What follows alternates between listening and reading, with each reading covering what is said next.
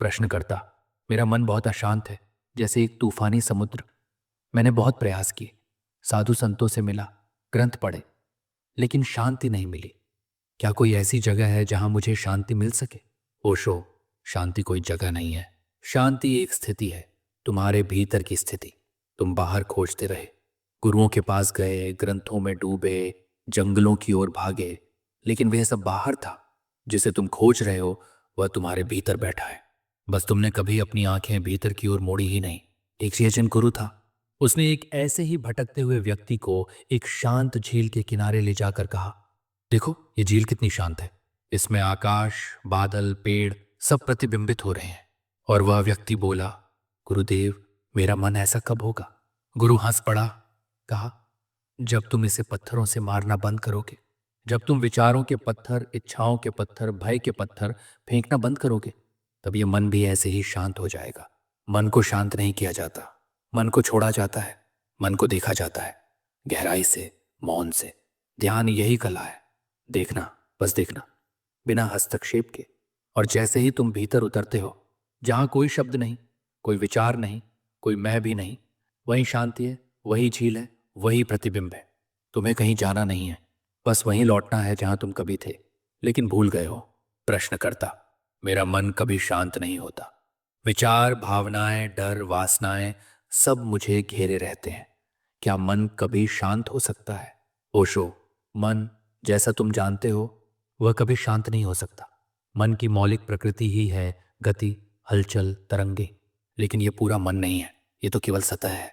बिल्कुल जैसे एक झील होती है, उसकी सतह पर लहरें उठती हैं, कभी हवा चलती है, कभी पत्थर गिरते हैं। लेकिन झील की गहराई, वह तो हमेशा मौन होती है, अचल, स्थिर। तुम्हारा स्वरूप भी ऐसा ही है।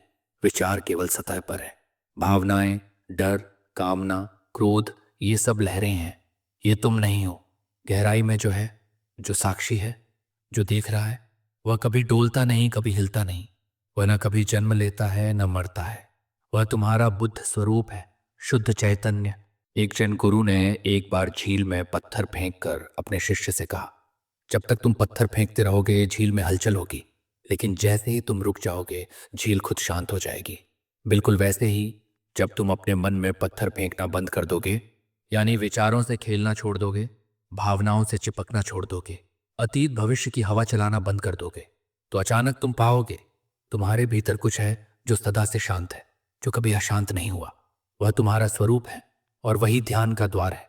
मौन में उतरना सीखो, देखना सीखो, बिना टिप्पणी के, बिना हस्तक्षेप के। और एक दिन तुम देखोगे मन की सतह पर कुछ भी हो, तुम्हारी आत्मिक झील की गहराई में केवल मौन है, केवल शांति, केवल प्रेम। प्रश्नकर्ता।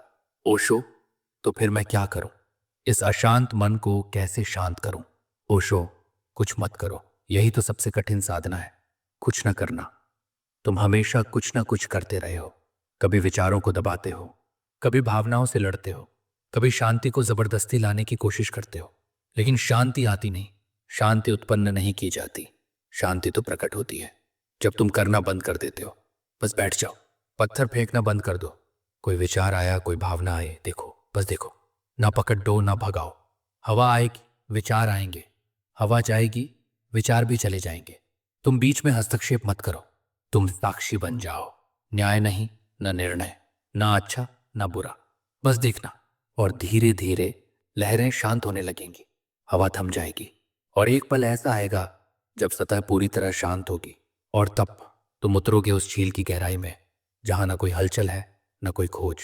वह तुम्हारी अपनी ही सत्ता है, जहां तुम खुद को देखोगे अपने असली रूप में, जो आज तक छुपा था। वहीं उस मौन की गहराई में तुम्हें अपना मूल चेहरा दिखाई देगा, वही चेहरा जो कभी जन्मा नहीं और जो कभी मरेगा नहीं। एक जैन गुरु की तरह मैं भी अब मौन हो जाता हूं, क्योंकि अब शब्द व्यर्थ है। अब तुम्हें बस बैठना है और देखते रहना है, शब्दों से नहीं, सांसों से, मौन से। वहीं से यात्रा शुरू होती है और वहीं सब कुछ पूर्ण हो जाता है। ओशो। गुरु ने आंखें खोली और बस मुस्कुरा दिए। शब्दों की कोई जरूरत नहीं थी, लेकिन फिर भी बोले, यही समाधि है मेरे मित्र। समाधि कोई बाहर की चीज नहीं है, ये हिमालय में नहीं, किसी मंदिर में नहीं, यह तुम्हारे भीतर की गहराई है, एक शांत झील की तरह। लोग सोचते हैं समाधि कोई उपलब्धि है, कुछ बड़ा करना होगा, तब त्याग, संघर्ष। लेकिन नहीं, ये कोई करने से नहीं आती, ये तो न करने से प्रकट होती है। जब तुम रुकते हो, थमते हो, चुप होते हो, जब तुम नहीं रहते, तब वही प्रकट होती है जो सदा से था। मन जब पूरी तरह शांत हो जाता है, न कोई विचार, न कोई आकांक्षा, न कोई मैं, तब पहली बार तुम अपनी वास्तविक प्रकृति को देखते हो। और वही तुम्हारी मुक्ति है, वही तुम्हारा परम आनंद है। उसे कहीं जाना नहीं, उसे बस देखना है, बिना बाधा, बिना अपेक्षा। जो कुछ तुम हो वह सदा से पूर्ण है, जागृत है, मुक्त है। बस याद करना है, बस बैठ जाना है, और फिर कुछ नहीं, केवल मौन। वहीं से परम शुरू होता है।